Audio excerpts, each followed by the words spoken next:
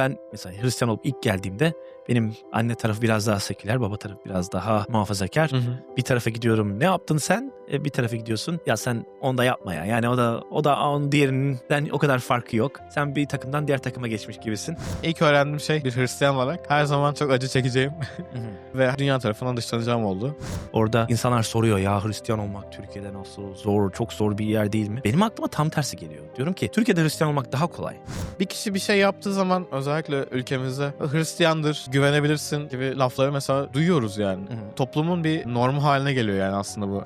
Bizim Türkiye'de çok var seküler kısım arasında. Hepimizin tanrısı aynı değil kardeşim, dediğimiz Kesinlikle yani. değil. Söylediğin ağzından çıkan cümleyi duymuyor musun? Tanrı'ya, yani herkesin tanrısı nasıl aynı olabilir? Ya da Tanrı'ya bakış açısı nasıl aynı olabilir? Arkadaşlar merhaba. Özgürce'ye tekrar hoş geldiniz. Bugün benimle birlikte Selçuk kardeşim var. Onunla birlikte biraz sohbet edeceğiz. Onu tanıyacağım. Gerçekten çünkü fazla tanımıyorum ama dört gözle bekliyordum bu anı. Hem onu tanımak hem de nelerle uğraşıyor onları öğreneceğiz birlikte. Ve Türk Kilisesi'nde bir ikinci nesil Hristiyan olarak biraz daha elbette farklı bir durumda onun düşüncelerini de almak istiyorum. Hazırsanız o zaman başlayalım birlikte. Hoş geldin Selçuk. Hoş bulduk. Hoş bulduk. Böyle bir ciddi bir giriş oldu. Evet, Sabahtan ya, beri şakalaşıyoruz ama. Ben bu programı sadece su içerek doldurmaya çalışacağım. Tamam.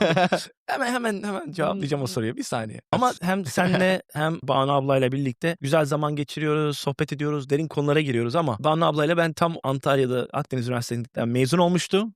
İstanbul'a dönerken o zaman tanıştık. Böyle bir Banu abla merhaba, güle güle oldu. Ailesiyle daha önce tanışmamıştım ve senle. Ben de kendisi tanımıyorum çok fazla. Çok fazla. Farklı bir programa dönecek. Bir psikolog böyle. O kim ya falan. Bir arayıp öyle destek alayım. anlamıyor. Biraz kendinden bahseder misin? Tabii. Genellikle bu soruyu bana sordukları zaman ben böyle bir Rus romanı gibi başlıyorum. Böyle bir kış akşamı. Yağmurlu bir gün. Ben hastane annemin yanında. Evet. Ben İzmir'de doğdum. Yani öyle başladı benim hayatım. Ondan sonrasında bir süre Selçuk'ta kaldık. Sonrasında İstanbul'a taşınıp hani bütün eğitim öğretimimi orada tamamladım. Ne zaman doğum neydi? 99. 99. 99 yılında bir sonbahar. Bir sonbahar günü. Sabah akşam günü. İleride okuyacakmışım gibi geliyor bu romanı. Orada doğduğun İzmir'den İstanbul'a. Evet. Direkt. Ha. İlkokuldan üniversiteye kadar bütün şeylerim orada geçti. Hangi semtte? Beşiktaş'ta. Tamam, hepsi. Evet. Okay, Evet. güzel. Yani benim en azından hatırladığım kısmı. Yani benim en azından ilk öğretime başladığım kısım hani üniversiteye kadar hep Beşiktaş'a geçti. Ondan sonrasında şu anda hani devam ediyoruz kilisede. Beşiktaş Protestan Kilisesi'nde. Evet. Hizmet etmeye devam ediyorum. Oraya açıklar mısın biraz? İstanbul'a gitme sebebiniz lisede hizmet etmek miydi yoksa böyle bir... Yo, aslında bazı zor durumlarımız olmuştu. Ben daha küçüktüm tabii, çok fazla her şey değilim. Ama ondan sonrasında bir kapı açmıştı Rab bize. Öyle bir şekilde İstanbul'a geldik. Ondan sonrasında 20 yıldır Beşiktaş Protestan Kilisesi'ne eksiksiz katılmaya çalışıyorum. Güzel. Baban orada. Babam orada, evet, önderlerden bir tanesi. Önderlerden biri. Okey. Evet. Ama Banu abla da destek oluyor. Tabii, Yani tabii. aile olarak siz Birazcık orada öyle. hizmet ediyorsunuz. Biraz Evet. açıklar mısın ki ne yapıyor? Babam orada hem önderlik yapıyor. Orada kilisenin çobanlarından bir tanesi. Annem de zaten belli kurumlarda işte derin değişim olsun, başka haberci de olsun hani kendi kitaplarını yayınlayıp derslerini veriyor. Aynı zamanda biz ikimiz de aynı master programına katılıyoruz şu an. Güzel. Nasıl bir duygu? Şöyle, annem çalışkan bir öğrenci, onu biliyorum. Onu çekmemişim yani.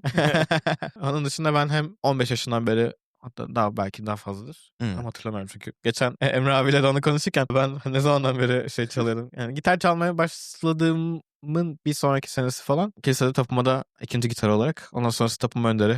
Vaftizmden sonra. Ondan sonrasında tapınma önderi başında hani kilisede bir konumum var şu an. Öyle, onun dışında da bir yandan hem habercide hem de derin değişimde bir şeyler yapmaya çalışıyorum. Editörlük yapıyorum. Çok güzel. Düzeltiler yapıyorum. Evet, nasıl geçiyor bu dönemde? Var mı bol iş yoksa? Var iş, öyle bir şey demeyeyim. Hani. Aynen. Edit anlamında ne tür kitaplar geliyor bu aralar sana? Edit olarak daha teolojik mesela geçen bir gelmişti. O kitap düzelttik. O da basılacak şimdi. İsmini o kadar fazla artık kitap ismi hatırlamıyorum. Aynı zamanda Derin Değişim'in yeni sayısını çıkarttık. Nisan sayısını. Evet. Onun editörlüğünü yaptım en son. Derin Değişim'in linkini daha çok Instagram hesabına. Onun linkini de bırakırız elbette açıklamaya da. Neler var yani? Ya konu olarak mesela bu derginin konusu, bu aykin konusu adaletle ilgiliydi. Biz genellikle onun şeyini... Önce mi seçtin sonra mı? Ne zaman? Önce seçtim. Tamam, şeyden önce. Olaylardan önce. Tamam, güzel. Tetiklediniz. Hiç şey yapmayayım, tamam. Buyur patron. Ben de genellikle bir yazı ekibimiz var ekstra. Onun dışında yazmak isteyen olursa biz zaten duyurusunu yapıyoruz Instagram'dan. Yazmak isteyen her türlü hani şiir olur, deneme olur, bir öykü, bir makale yazmak isteyen herkesi genellikle biz oraya almaya çalışıyoruz. Denetimden geçiriyoruz ilk önce. Hani uygun mudur değil midir? Evet. Ondan sonrasını düzeltsin yapıp hani şeyimize koymaya çalışıyoruz. Bir platform oluşturmaya çalışıyoruz. Türk yazarlar veya Türkçe yazılı bir şey hazırlamak isteyen insanlar için bir platform oluşturmaya çalışıyoruz. Çok değerli. Öyle. Sen de yazıyor musun yoksa daha çok Ben editör? bazen yazıyorum. Bazen de sadece editörlük kısmında da şey yapıyorum. Yazım o kadar değil. Müziğim Evet. daha iyi. Evet. Yani şeyli bir platform onu bekliyorum. Müzik yapacağım. Evet, dediğim gibi seni o kadar tanımıyordum. Hı hı. Gelmeden önce dedim bir sosyal medyasına bakayım. Yani belki bir Hı oradan hı. taş atacak bir şey bulurum yani. Ama baktım patron 3-4 tane Instagram hesabı var.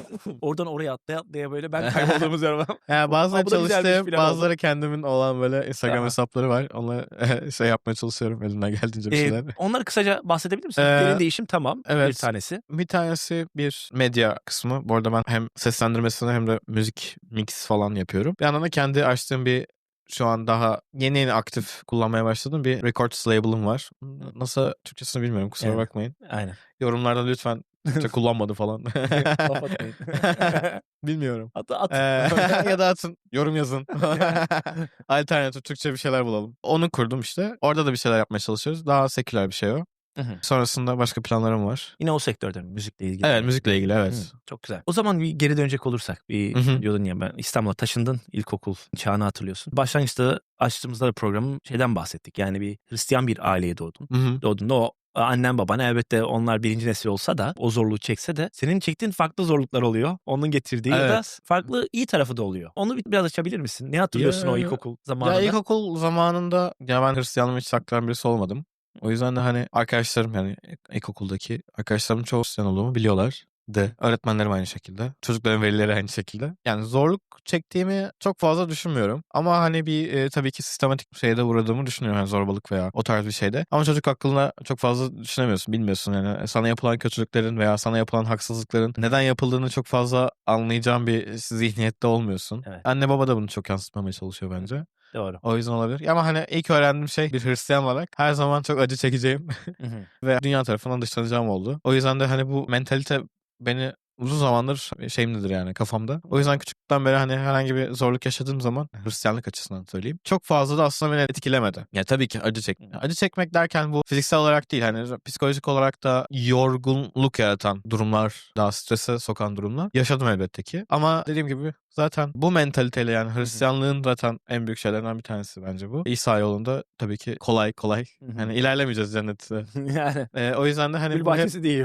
asla değil hani gerçekten dar bir yol. Evet. Sürekli denemeler yaşayacağı, Hristiyanlığımızın deneneceği bir şey de. O yüzden hani bu şeyi ben daha öncesinde hani kendime motto edinmiştim. Yurt dışına gittiğimde orada işlerimden dolayı gittiğimde mesela şey oluyor. Orada insanlar soruyor ya Hristiyan olmak Türkiye'de nasıl zor, çok zor bir yer değil mi? Benim aklıma tam tersi geliyor. Diyorum ki Türkiye'de Hristiyan olmak daha kolay. Amerika'da sen kültüre direkt karışabilirsin. Hiç kimsenin umurunda değil. Bizim ülkemize devamlı hatırlatılıyoruz. Yani bizim bir nevi normun dışında olduğumuz. İsa Mesih'in o sözlerini direkt daha kolay yaşamak aslında. Orada diyoruz Evet, ya evet, dışlanacaksınız. kesinlikle öyle. Amerika'da hiç kimse dışlanmıyor Hristiyan olduğu için. Ya da İsa Mesih'in talebesi olduğu için direkt. Elbette sonunda onlar da yaşıyor sıkıntılar da. Burada biraz daha dakika bir gol bir tarzında böyle ağzından söz çıktığı an öyle şey mi olur Evet, kardeşim tabii falan. ki, tabii ki. Biraz daha böyle önden veya vaftiz olmadan önce ben hatırlamıyorum Amerika'da hiç kimseye madde 10'dan bahsettiğimizi. İsa Mesih madde 10'da açık açık diyor sana şunu yapacaklar, sana bunu yapacaklar. Annem, baban her şey. Bunu burada yapıyoruz. Çünkü olduğunda şey yapmasınlar böyle ya. Ne Evet. yaptınız kardeşim mahvettiniz hayatımı değil. Ama orada onu okumak zorunda değilsin. İsa Mesih'i kabul etmen bir nevi yetiyor. Kesinlikle öyle. Çünkü kültür onunla şekillenmiş. Bizde kültür farklı şekilde şekillendiği için biz ekstra kendimiz bir farklı kültür yaratmaya çalıştığımız bir şeyde tabii ki bir şekilde kabul edilmeyip acı çekiyoruz bir şekilde. Evet. Kültür yaratmadan bahsettin orada bir ağzından yok. Benim hoşuma giden bir kavram. Onu bir tek açabilir misin? Yani Ya nasıl kültür bence yani kültür tabii ki toplumsal olarak alışkanlıklarımız hani diye şey yapabilirim tabii ki tam açamam bir şey yani. Yorumlarda Hani etimolojik olarak hani böyle ekstra bir şey sosyolojik olarak da açıklayamam. Benim anladığım bu. O yüzden de Hristiyanlığı bir yaşam biçimi olarak kendimize adadığımızda aslında bireysel olarak bir Hristiyan olmuyoruz. Toplumun kendi oluşturduğumuz bir topluluğun bir parçasıyla haline geliyoruz. O yüzden de aslında kültürü yaşatmaya başlıyoruz. Çünkü şöyle bakalım hatta kutsal kitap zaten bir kültürün devamı. Çünkü hani sözlerimi yayın dendiği zaman bu aslında bir mesaj, bir kültürdür yani baktığınız zaman. evet. Yani çünkü nasıl yaşayacağımızla ilgili, neye nasıl bakacağımızla ilgili, bakış açımızı veya insanlara olan ilişkilerimizi sonuçta kutsal kitap belirliyor, İsa belirliyor, ve Tanrı belirliyor. O yüzden de sonuçta bu kültür oluyor. Kesinlikle. Yani yaşamı sözleri sadece şunu yapın bunu yapın değil de yürekte Evet, geldiği kesinlikle. için yürekte yaşama yankı, her alanda yankılanıyor. Evet, tabii ki. Bir kişi bir şey yaptığı zaman özellikle ülkemizde Hristiyandır, güvenebilirsin gibi lafları mesela duyuyoruz yani. O böyle yanlış yapmaz, o böyle yapmaz, o etmez. O zaman da toplumun bir normu haline geliyor yani aslında bu. Hristiyansa güvenilir, Hristiyansa kötü bir şey yapmaz. O zaman da bu aslında bir kültürel bir parçası demek ki bizim Evet. şeyimizin. Önce Mary Ekener Aha. abimizle birlikte oturup sohbet ettiğimizde başlığında belki görmüşsündür. Hristiyan ama iyi çocuk. Bir zamanlar böyleydi. Bazı bölgelerde ya Hristiyan adam yani o biraz daha dürüst, ona güvenebilirsin dediğini de duyabiliyorum. Bazen ikisini de duyuyorum. Ya Evet. Hristiyan ama iyi çocuk. Bir yandan da Hristiyan aslında güvenebilirsin, o adamla iş yapılabilir.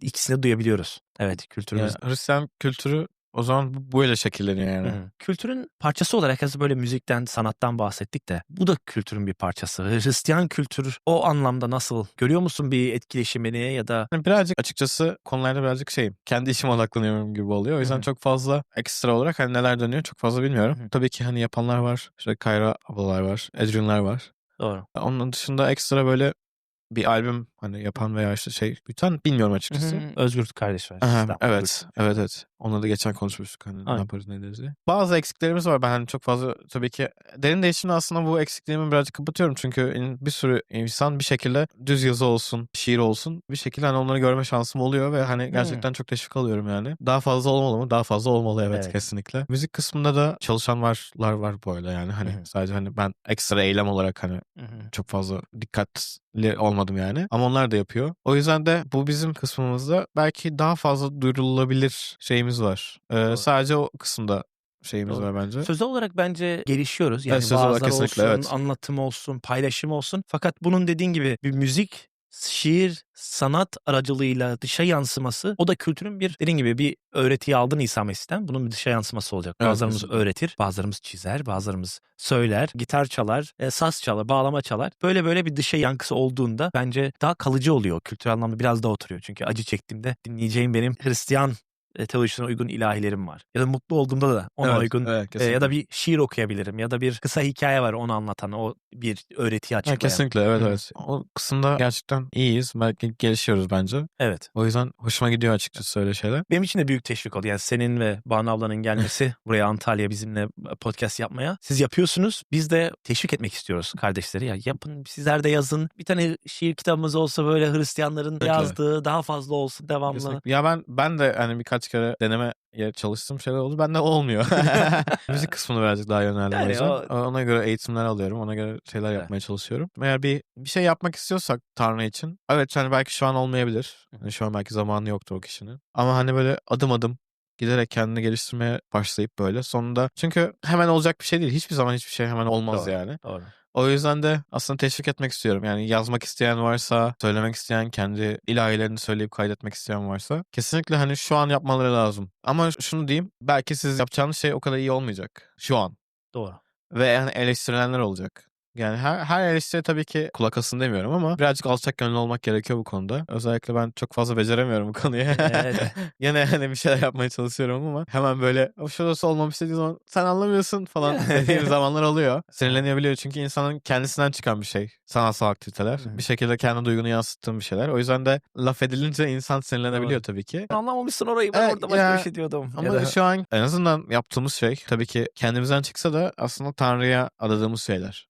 O yüzden de Tanrı tarafından beğenilir mi? O yüzden onu birazcık kendimizin karşılaştırması gerekiyor yani. Kutsal kitapta nasıldır şu an benim yazdığım ilahi veya şiir veya bir sözlü bir şey, bir hikaye. Onu da yapmak gerekiyor. O yüzden bazı insanlara danışmak gerektiğini düşünüyorum bu konuda da. Eğitim şart o anlamda. Evet, kesinlikle. Fakat bir yerden başlamak da şart. Kesinlikle, Yani hemen illa böyle her şey olsun. Yok, Şu eğitimi de alayım ondan sonra. asla yapılmıyor. Yani bir noktadan başlayıp hani Evet. Kendimizi gazlamak gerekiyor. Ondan Evet. sonrasında belki eğitimini almak. Yani bu konularda işte kültürümüzün oluşmasında, kendi Kesinlikle. ayaklarımız üzerinde durmamıza Kesinlikle. büyük destek oluyor kesinlikle. O zaman biraz daha ilerleyelim. Hristiyan bir ailenin çocuğu olma ve bir Hristiyan ailede doğdun fakat elbette doğarak Hristiyan olunmuyor. Senin o inanç serüvenin nasıl oldu? Tamam, devamlı öğretiler aldın, babanın vaazlarını dinledin, annenin öğretilerini dinledin. Bu serüven nasıl gelişti senin için? Açıkçası tam iman etme şeyim birazcık 12-13 yaşlarında oldu. Hala kendimden emin değildim küçükken. Çünkü zaten hem çocuk olarak hem de hani kutsal kitabı da daha yeni sadece hikayelerden öğrenmiş birisi olarak tabii ki ailemden gördüğüm veya kiliseden gördüğüm sevgi, saygı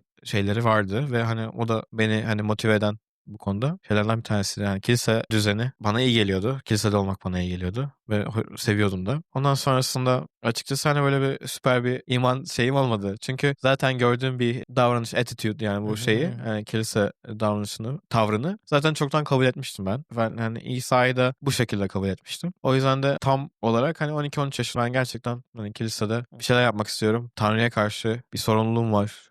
İnsanlara karşı bir sorumluluğum var gibi hissedip öyle iman etmiştim. Ondan sonrasında zaten görev almaya başladım Evet. kilisede. Çok güzel. 12 yıl o zaman. 12-13 yıl önce. Evet 13 yıl 25 önce. yani. Evet evet. Güzel. O dönemden sonra ben mesela Hristiyan olup ilk geldiğimde benim anne tarafı biraz daha seküler, baba tarafı biraz daha muhafazakar. Hı hı. Bir tarafa gidiyorum. Ne yaptın sen? Bir tarafa gidiyorsun. Ya sen onu da yapma ya. Yani o da onun diğerinden o kadar farkı yok. Sen bir takımdan diğer takıma geçmiş gibisin. Böyle tepkiler aldım. İlk Hristiyan olma. Yani bir taraf kızıyor, bir taraf dalga geçiyor gibi böyle bir gitgellerde. Senin etrafındaki arkadaş çevren senin Hristiyan olduğunu duyunca bilmiyorum belki Beşiktaş'ta çok Ermeni kardeşlerimiz var. Oradan belki öyle mi varsaydılar bilmiyorum. Nasıl bir tepki Ya oldu sana özellikle lise, üniversite yıllarında? etrafımda düşmanlıkla karşılayan çok Yok. insan yoktu. Yok. Onun dışında Hı. daha çok meraklı insanlar Aynen vardı. neleri merak ediyorlardı? Kilise mesela konu ne yapıyorsunuz kilisede? Kilise düzeni nedir? Kaçta başlanıyor? Hani ne yapıyorsunuz sonrasında? Ondan sonrasında oruç tutuyor musunuz? Hı hı. Bir şeyiniz var mı? Kurban kesiyor musunuz? Senin görevlerin nedir? İlahiler nasıl ilahiler? Gibi Hı. böyle şeylerimiz vardı. Onları da ben zaten arkadaşlarım hep Noel'e ve Paskalya'ya çağırdığım zamanlar oluyordu. Onları ben hani olabildiğince anlatmaya çalışıyordum. Onların kelimeler arasında Hristiyanlığa dair yanlış bilgiler varsa mesela İsa göğe alınmadı veya işte ölmedi Hı hı. gibi daha Hristiyanlığın ana konularına Temel hani, konuları temel da. konularına hani dair hani böyle yanlışlar varsa onları düzeltmeye çalışıyordum. Hı hı. Arkadaşlarım arasında veya işte hani akranlarım arasında sonrasında çok fazla bir şeyim olmadı. Fazla bir tartışma bir şey Yok olmadı. aslında Sadece yok yok. merak eden Aynen. insanlar oluyor. Zaten o ateşli tartışmalara da girmemeye çalışıyorum. Çünkü zaten onlar bana göre çok yararsızlar. Hani kendimizin dinleyebileceğimiz bir ortamda Hı hı. eğer hani yaparsak her zaman daha iyi ve daha Doğru. iyi sonuç alabiliyoruz yani. Yani samimi bir ortam olması her Kesinlikle. zaman Yani hani daha samimi olmasa bile en azından hani birbirimize yani sen yanlış biliyorsun doğru. demek hiçbir zaman hiçbir şey varmıyor yani. Türkiye'de dediğim gibi yine bir Hristiyan aile yaşayan biri olarak şey gelmedi mi hiç böyle ya her taraf Müslüman dolu. Benim çocuklar mesela 6-8 yaşlarında Ha. oğlanlar. Orası neresi? Cami. Yani orada ne yapıyorlar? Neye inanıyorlar? Senin öyle bir şey oldu mu ilk başlarda? Açıkçası olmadı. Çünkü bir şekilde ben onu herhalde kendi şeyimde hani o zihnimde normalleştirdim. Ülke konusunda belki annemden babamdan dolayı hani onların böyle bir konuşması olmuştur belki. Hatırlamıyorum. Belki Bir aralarında konuşuyor yandan sen şeyde duydun. böyle bir anda hipnoza geçip hani geçmişe gidelim anne babamla. O yüzden de hani böyle bir dediğim gibi dünyayı Türkiye en azından kendi bulunduğum bölgeyi hani garipsemedim o konuda. Hı hı. Zaten yani garip olan ben olduğunu zaten hep biliyordum bir şekilde. O yüzden hani en başında söylediğim gibi hani ben bu dünyada hani Hristiyan olacağım hani ve hani acı çekeceğim yani hani Yani. yani hani ben şu an tam olarak hani iman etmesem bile bir şekilde annem babam imanlı. O yüzden hani onlardan dolayı da hani ben acı çekeceğim zaten. Hı Hani hı.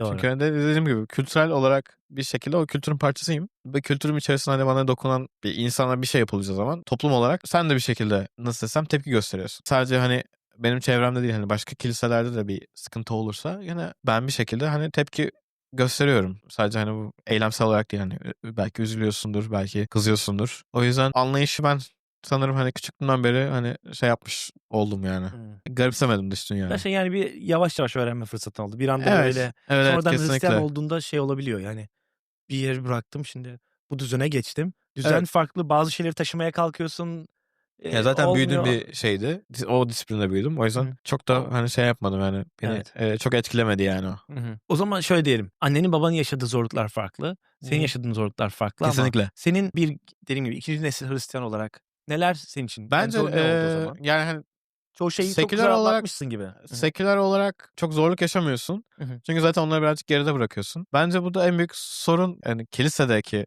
Hı sen hı. yani. Çünkü anne baba biliyor senin öğrenmene gerek yok gibi bir şey oluyor bir yerden sonra. Bir Evet. tembellik yaratıyor aslında bence ikinci nesil Hristiyanlar için. Hani herkes için demeyeyim tabii ki ama Evet. hani bir yerden sonra nasıl en azından ergenlik zamanına kadar bence o zihniyet var. Çünkü birazcık daha hani genç, deli dolu, hormonlar yükselmiş böyle hani tam her şey hiçbir şeye odaklanamıyorsun aslında baktığın zaman. O yüzden de anlamak isteyeceğin şey de belki farklı anlayabiliyorsun. Belki yapmak istemiyorsun. Seni bir şekilde tetikliyor yani bu. Hani Çok genç iyisin. olmak. Sonrasında hani belki üniversiteden sonra yani üniversite içerisinde hani tam gerçekten düşünce sistemi oluşmaya başlıyor. O yüzden de birazcık o şey var. Kilise içerisinde sana karşı bir davranış aslında farklı, yanlış olabiliyor. Bence tamam o Hristiyan çocuğu o zaman o da Hristiyandır gibi oluyor. Ama hani bu bizim aslında şeyimizden çok farklı. Hristiyan anlayışımızdan çok farklı. Evet. Çünkü Hristiyan olmak doğarak olunan bir şey değil yani. Doğru. Sonradan gerçekten Tanrı'yı kabul ettiğin zaman olacak bir şey. Ben anlayışı görmüşümdür. Başka insanlar hani başka çocuklar da ikincisi benim gibi görmüşlerdir. Ama tamamen gerçekten inanıyorlar mıdır veya işte iman etmişler midir o ara? Çünkü 5 yaşında veya ne bileyim 4 yaşında, 10 yaşında hani çocuk ne anlayacak? Tabii ki Tanrı'nın yaptığı şeyleri, güzellikleri bir şekilde anlayabiliyoruz. Evet ama şöyle diyeyim. Kendi düşünce sistemin oluşana kadar aslında tam ne kadar aslında anlayabiliyoruz bir şeyleri. Çünkü oradan buradan gördüklerimiz veya duyduklarımız veya okuduklarımız bizi hemen etkileyebiliyor. Özellikle küçükken. O Anladım. yüzden de dediğim gibi hani bir yerden sonra ben her zaman bunu savunuyorum birazcık açıkçası. Bir yerden sonra artık kendi düşüncelerimiz oluşmaya başladığı zaman yani bu başka düşüncelerin bir toplamı olabilir veya başka düşüncelerden ayrı bir düşünce olabilir. Bu yine senin düşüncen oluyor. Bu düşüncede hani İsa'nın yeri var mı, Tanrı'nın yeri var mı? Ondan sonra bence bir toplanması gerekiyor. Ve ona göre de aslında gerçekten Hristiyanlığı kabul etmiş oluyoruz yani. Doğru. Çocuklarımla konuşurken yani bu büyürken yani büyüdüğümüz toplumda ben Müslümanım, sen de Müslümansın. Oğlum sen Müslüman, oğlum sen böyle bir Evet. öğreti aşağıya dediğin gibi doğar doğmaz kulağına vesaire. O çocuğun Müslüman olduğunu aktarmaya çalışıyorsun. Onun öyle bir çaban var. Kesinlikle. Bizde biraz daha şöyle dediğin gibi yani çocuk yetiştirdiğim için şu an annen ve baban böyle inanıyor. Ya sen ne inanıyorsun? O senin Tanrı'yla olan ilişkin. Ben dışarıdan bakarak senin Tanrı'yla ilişkin olup olmadığını göremem. Beni kandırabilirsin belki. Fakat Tanrı'yla gerçekten bir ilişkin var mı yok mu? Çocuğumuzu o düşünceye, sorgulamaya itmek aslında görevlerimizden biri. Elbette öğreteceğiz kutsal kitabı. Fakat aynı zamanda o bir birey. Zamanı geldiğinde reddedebilir. Fakat elbet isteğimiz reddetmemesi, kabul etmesi ama dediğin gibi onu da şey yapamazsın. Zorla bir yaparsın, iki yaparsın. Zamanı geldiğinde der ki ben aslında hiç Kesinlikle. inanmamıştım ya da Ya kabul etmedim. Bunu yapamayız yani. Öyle bir aktarım, samimi bir imanı öyle aktaramazsın. samimi o imanı her durumda göstermek gerekiyor çocuğa en azından Hı. bence. Dediğim gibi hani beni kilise özellikle etkileyen. Anne baba tabii ki hani ama onlar da kilisenin parçası. Ben hani artık onları hani anne baba olarak görüyorum, evet. Onlara öyle saygı duyuyorum. Ama onlar da artık hani bir kilisenin parçaları yani. Evet. Hepimiz bir kilisenin parçasıyız ve bu yüzden onların imansal olarak hani neredeler? Yani gerçekten samimiler mi? O yüzden de onu ilk başta kavrayamıyoruz tabii ki. Ama sonrasında hani kavrayabilirsek ve gerçekten hani samimi olduklarını düşünüyorsak da çocuk olarak da veya işte bir büyüyen birisi olarak da bunu da göz şeyini önümüze koymamız gerekiyor yani. Bu da tabii ki hani çocuğun neden sonuç ilişkisini veya işte bu tartışmayı kendisi arasında ne kadar kavradığına bağlı olarak aslında. Onu işte sonradan Onu da öğreniyoruz. onu da sonra yani onu da hani çocuğa öğretmek gerekiyor yani o Doğru. zaman bence. Doğru. Yani çocuklarımıza o logic dediğimiz yani Evet, mantığı mantığı, öğretmemiz gerekiyor. evet. Çünkü her hakikati öğretemezsin. Hakikati paylaşabilirsin. Onu hakikati kabul etmek ve öğrenmek ve ona güvenerek yaşamak çok daha farklı bir dal. Kesinlikle. Ama mantığı paylaşabiliriz, öğretebiliriz. Çocukların böyle bir anlatım var, bir hikayesi var da bir Müslüman bir aile vardı. Kanadalı. Hı hı. Kanada'ya göç etmiş. Aha. Sonra geri dönmüş. Bir aile bir gün benim büyük oğlana şey öğretiyor. Dua nasıl edilir? Böyle ellerini açmış.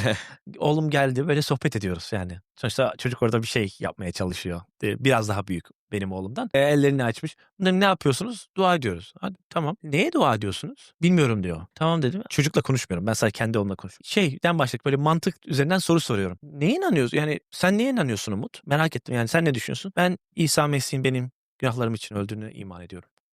Sen o zaman Tanrı'ya dua ederken bu bilinçle ediyorsun. Evet. O niçin dua ediyor? Bir sormak ister misin? Bir sor bakalım. Çünkü aynı şeye mi dua ediyorsunuz? Farklı bir Tanrı mı? Aynı Tanrı mı? Gidiyor konuşuyor. Geri geliyor. Bir gün sonra tekrar konuşuyoruz. Bu konuda ne düşünüyor filan. Ve ya ikimizin de Tanrısı aynı. Geri geliyor bana. İkimiz de Tanrısı aynıymış. Çocuk öyle. Tamam. Nasıl? İkisi de o da inanıyor mu İsa Mesih'in günahları için ölüp ölmediğine? Gidiyor ona aktarıyor. Böyle git geldi. Bir hafta sürdü bu. Böyle her gün küçük ya. Sen Sokrates olmuşsun çocuğa karşı. Aynen. Yani Ama diyalektik doğru böyle değil. hani şey Evet. doğruyu bulana kadar o soruyu sordurmak Yani gerekiyor. çünkü soru sormak zorundasın. Böyle bizim Türkiye'de çok var seküler kısım arasında. Hepimizin tanrısı aynı. Değil kardeşim dediğimiz yani. Kesinlikle değil. Söylediğin ağzından çıkan cümleyi duymuyor musun? Yani Tanrı'ya yani herkesin tanrısı nasıl aynı olabilir? Ya da Tanrı'ya bakış açısı nasıl aynı olabilir? Belki bir ateist şey diyor. Hepsi yalan olduğu için aynıdır falan yüzden öyle bir hata yaparlarsa gülerim ama onun dışında şey oluyor. Yorumlara. Mümkün değil. Yorumlarda bekliyorum. Yapmazsan. Onun öyle bir yanı var. Çocuklarıma bunu öğrettiğimde bir hafta sonra oğlum böyle elinde kutsal kitap okumalısın diye çocuğu kovalıyordu. Yani bunu bak burada böyle diyor. Böyle demiyor. Ama orada benim çocuğumu ikna etmem değil. Çünkü başka biri onu ikna edebilir. Orada mantık yürüterek ya dediğin doğru olamaz. Eğer bu doğruysa bu olamaz gibi. Kesinlikle. Özellikle bu nesil için demeyeyim ama hani şu an gördüğüm şeyde bu neden sonuç ilişkisini kurmaya çalışan insanlar çok az yani. Yani herhangi bir şey için neden sonuç ilişkisi kurmaya. Çünkü soru sorulmuyor yani. Sürekli bir soru sormak gerekiyor ve o cevaba göre ilerlemek gerekiyor. Bizim bütün aslında hayatımızda bu böyle olması lazım. Özellikle Hristiyanlar için. Bu hani uygun mu değil mi? Günah mı? Tanrı'nın gözünde nasıl karşılanır? Aslında sürekli kendimize bir self check etmemiz gerekiyor yani. Doğru. Doğru, mesela kısa cevaplar verip geçiştirmeye çalıştığın alanlar aslında kaçtığın alanlar oluyor. Kesinlikle. Bazı alanlar çok dolu olabiliyorsun. Mantık tarafını çok iyi Evet. yürütmüşsün, oturtmuşsundur bazı şeyleri. Asıl o zayıf aslında kısımlara odaklanmamız Orada gerekiyor. aslında her şey saklı. Ve dünyanın en zor şeyi yani o stres özellikle. Değil mi? Çünkü o kaçmaya çalıştığın soru aslında birazcık kendine yüzleştiğin bir kısım oluyor. O zaman gerçekten stresli oluyorsun Yani yani. bazı insanlar konuşuyor. Kafamı karıştırma ya diyor. Şeyden bahsederken kutsal kitaptan. Kafamı karıştırma. Kafan zaten karışık. Ben sadece o karışık olduğunu sana gösteriyorum. Yani Evet, kesinlikle. bildiğini iddia ediyorsun. Bilmediğin ortaya çıkıyor. O zaman bir kaos oluyor. Kaos da hiç kimse sevmiyor. Böyle kısa öz cevaplar. Ya boş ver onu sonra düşünürüz, sonra konuşuruz deyip geçiştirme oluyor. Kesinlikle. Yani o bilgisel olarak neredeyiz ve nereye kadar gidebiliyoruz o sınırı çizmek önemli yani. Çünkü eğer hani aklımız karışıksa demek ki bir noktamız yok yani tekrardan gidebileceğimiz. Bunu ben hani geçen yıllarda öğrenmeye başladım. Özellikle bu aldığım müzik hocası sayesinde. Kendisi hani Hristiyan değil ama kendisini geliştirmiş bir felsefeci, aynı zamanda müzik hocası. Bilgiyi gerçekten proses ederken hani neye göre proses ediyorum? Yani bizim o zaman da şunu düşündüm. Ben bir neden sonuç ilişkisi ararken benim dayanağım ne? Çünkü eğer bir şeyleri çakmazsak kafamızda hani olarak hani bu benim noktam burası demezsek gerçekten kayboluyoruz. O zaman da bir Hristiyan olarak benim en fazla kendi hayatımda disiplin etmeye çalıştığım şeylerden bir tanesi bu nokta ne? Ya benim Tanrı mı? İnsanlar mı? Ben mi? O yüzden de hani bu Hristiyan çocuğu olarak, ikinci nesil olarak sen de kendine birazcık böyle özgüven oluyor yani. Çünkü hani ben de Hristiyanım falan. Hani bu düşebiliyoruz bazen. Bence hani sadece Hristiyan çocuklar için de değil yani artık hani bu normal Hristiyan için de geçerli. Artık Hristiyanız. Hani artık bir şeye gerek yok falan tadında. Hani sadece pazara kiliseye gitsem yeter. Doğru. Bir şey dönüyor. Ama gerçekten öyle mi? Çünkü bizim Hristiyanlığımız kiliseden çıktıktan sonra durdurulmuyor yani. Evet, asıl Bu o zaman. yeni bir dizi var. İzliyor musun bilmiyorum. İkinci sezonu var. Severance diye. Duydum. Herkes bahsediyor. O yüzden bekliyorum şu an. İşteyken dış anılarını unutuyorsun. Tamam. Dıştayken de iç anılarını unutuyorsun. Doğru. Hani öyle bir olmuyoruz yani. Biz hani kiliseden çıktığımız zaman Hristiyanlığımızı unutmuyoruz yani. Hep sürekli her eylemimizde, her şeyimizde bu olması lazım. Dayanağımız. Doğru. Dediğim gibi pazar günü şey değil. Ayrı bir gün değil. Aslında o 6 günlük çalışmanın en üst noktası. Bir araya gelip kardeşlerle bir bağ kurduğumuz, destek olduğumuz, teşvik ettiğimiz bir zaman. Ondan sonra o dağdan inip normal hayatı yaşayıp ondan sonra o dağa tekrar çıkmak pazar günü. O yüzden hani ikinci nesil çocuklar için hani bence birinci nesil için daha zor. Çünkü bu yeni bir düzene alışılıyor. O yüzden zaten o düzenle doğuyor ikinci nesil. O yüzden de yaptıkları her şey aslında birazcık kilise içerisinde oluyor, evet. Ama aynı zamanda dış dünya ile ilgili de merak oluyor yani. O yüzden de dış dünya derken birazcık çok oluyormuş gibi oldu öyle. Hani.